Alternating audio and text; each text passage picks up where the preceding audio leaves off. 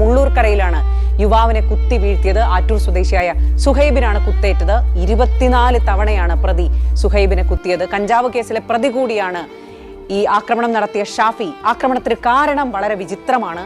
ഷാഫിയോട് മാത്രം Suhaib new year ആശംസ പറഞ്ഞില്ല എന്നുള്ളതാണ് ഇത്ര ക്രൂരമായ ആക്രമണത്തിലേക്ക് നയിച്ചത്. ദാരുണമായ ഒരു കൂട്ടക്കൊലയുടെ വാർത്തയിലേക്കാണ് നമ്മൾ ഈ മണിക്കൂറിൽ പോകുന്നത്. 3 പേരെ എറണാകുളം വടക്കൻ പറവൂർ ചേന്നമംഗലത്ത് വീട്ടിൽ കയറി വെട്ടിക്കൊന്നു എന്നുള്ള വാർത്തയാണ് വരുന്നത്. അയൽവാസിയായ ഋതു ജയൻ ആണ് പിടിയിലായത്. കോഴിക്കോട് താമരശ്ശേരിയിൽ മകൻ അമ്മയെ വെട്ടിക്കൊലപ്പെടുത്തി. അടിവാരം സ്വദേശി സുബൈദയെയാണ് മകൻ ആഷിഖ് കൊലപ്പെടുത്തിയത്. ആഷിഖ് മയക്കുമരുന്നിന് അടിമയാണെന്ന് പോലീസ് പറയുന്നു. തിരുവനന്തപുരം കഠിനംകുളത്ത് യുവതിയെ കഴുത്തറുത്ത് കൊലപ്പെടുത്തിയ കേസിലെ പ്രതി ഇൻസ്റ്റഗ്രാം സുഹൃത്താണെന്ന് നേരത്തെ തന്നെ സൂചനകൾ ലഭിച്ചതാണ്. സംഭവത്തിന് ശേഷം രക്ഷപ്പെട്ട കൊലയാളി പോലീസിന്റെ പിടിയിലായിരിക്കുന്നു. പാലക്കാട് നെന്മാറയെ നടുക്കി ഇരട്ട കൊലപാതകം. പോത്തുണ്ടി സ്വദേശി സുധാകരന്റെ അമ്മ ലക്ഷ്മിയുമാണ് അതിദാരുണമായി കൊല്ലപ്പെട്ടത്. കൊന്നത് ഇവരുടെ വീടിന് നേരെ മുന്നിലുള്ള ചെന്താമര എന്ന മധ്യവയസ്കൻ. സുധാകരന്റെ ഭാര്യ 5 വർഷം മുൻപ് കൊന്ന കേസിൽ ജയിലിലായിരുന്നു ചെന്താമര. ജാമ്യത്തിലിറങ്ങി നാട്ടിലെത്തിയ ശേഷമായിരുന്നു ഇരട്ട കൊലപാതകം. ചോറ്റാനിക്കരയിൽ പോക്സോ അതിജീവിതയ്ക്ക് നേരെ നടന്നത് വധശ്രമം.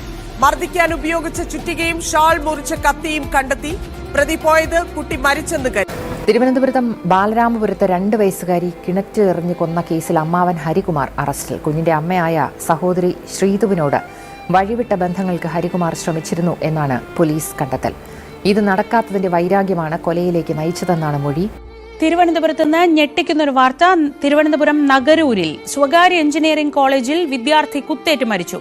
3ാം വർഷ വിദ്യാർത്ഥിയായ VL വാലന്റൈൻ ആണ് കൊല്ലപ്പെട്ടത്.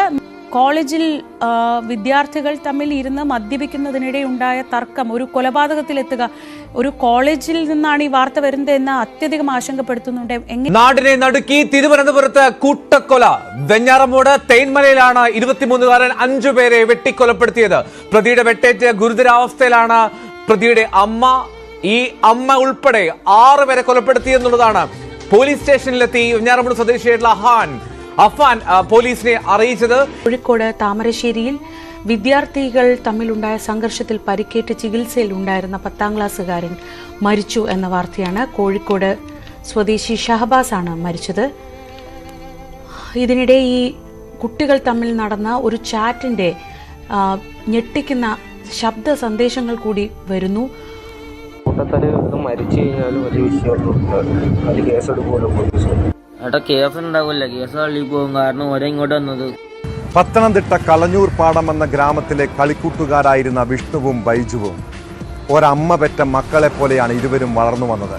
കളഞ്ഞൂർ പാടം സ്വദേശി ബൈജു ഭാര്യ വൈഷ്ണവിയെയും അയൽവാസി വിഷ്ണുവിനെയും ക്രൂരമായി വെട്ടിക്കൊലപ്പെടുത്തുകയായിരുന്നു. സംഭവത്തിന് ശേഷം പ്രതി പോലീസ് സ്റ്റേഷനിലെത്തി കീഴടങ്ങി. കോഴിക്കോട് താമരശ്ശേരിക്ക് സമീപം ചമ്മലിൽ മയക്കുമരുന്ന് ലഹരിയിൽ ജ്യേഷ്ഠൻ അനുജന്റെ തലയ്ക്ക് വെട്ടി. ചമ്മൽ അംബേദ്കർ കോളനിയിൽ താമസിക്കുന്ന അഭിനന്ദനാണ് തലയ്ക്ക് വെട്ടേറ്റത്. ലഹരിക്കടിമയായ സഹോദരൻ അർജുനാണ് വെട്ടിയത്. പാർസലിൽ വന്ന കഞ്ചാവ് തിരുവനന്തപുരത്ത് എക്സൈസ് സ്പെഷ്യൽ സ്ക്വാഡ് പിടികൂടി. കിഴക്കേക്കോട്ട ഇന്ത്യ പോസ്റ്റ് പാർസൽ ഹബ്ബിൽ നിന്നാണ് പിടികൂടിയത്. സംസ്ഥാനത്ത് ലഹരി മരുന്നിന്റെ ഒഴുക്ക് തുടരുകയാണ്. 2 ദിവസത്തിനിടെ മലപ്പുറത്ത് രാസലഹരിയുമായി പിടിയിലായത് 5 പേരാണ്. വേങ്ങരയിൽ ലഹരി കിട്ടാത്തതിനെ തുടർന്ന് അമ്മയെയും സഹോദരിയെയും യുവാവ് ക്രൂരമായി മർദ്ദിച്ചു. ദൈവത്തിന്റെ സ്വന്തം നാട് എന്നാണ് നമ്മുടെ കേരളത്തെ വിളിക്കാറ്. പക്ഷെ ഇപ്പോൾ നമ്മുടെ നാട്ടിൽ നിന്ന് കേൾക്കുന്ന വാർത്തകൾ ഞെട്ടിക്കുന്നതാണ്.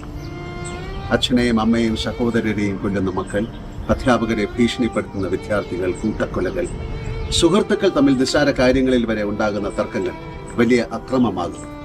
ലഹരി, സോഷ്യൽ മീഡിയ അടക്കം പല ഘടകങ്ങളാണ് ആളുകളെ ഇങ്ങനെ അതിക്രമങ്ങളിലേക്ക് നയിക്കുന്നത് എന്നാണ് പല വിദഗ്ധരും പറയുന്നത്.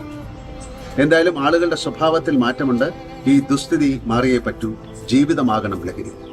ഞാൻ പണ്ടേ പറഞ്ഞിട്ടുണ്ട്, narcotics is A dirty business. കയ്യടി നേടാനുള്ള സിനിമാ വാചകത്തിനും അപ്പുറം അതിന് ഇപ്പോഴും പ്രാധാന്യമുണ്ട്. പ്രശ്നങ്ങൾ തുറന്ന് സംസാരിക്കണം. ബന്ധങ്ങൾക്ക് വലിയ വില നൽകണം. ജീവിതത്തിൽ പ്രതിസന്ധി ഇല്ലാത്ത ആരുമുണ്ടാകില്ല. അക്രമമല്ല ഒന്നിന്റെയും പരിഹാരം. അതുകൊണ്ട് എന്ത് പ്രതിസന്ധിയിലും കൈ ചേർത്ത് പിടിച്ചു പോകുന്ന മലയാളിയുടെ ആ മഹത് ശീലം നമുക്ക് തുടരാം.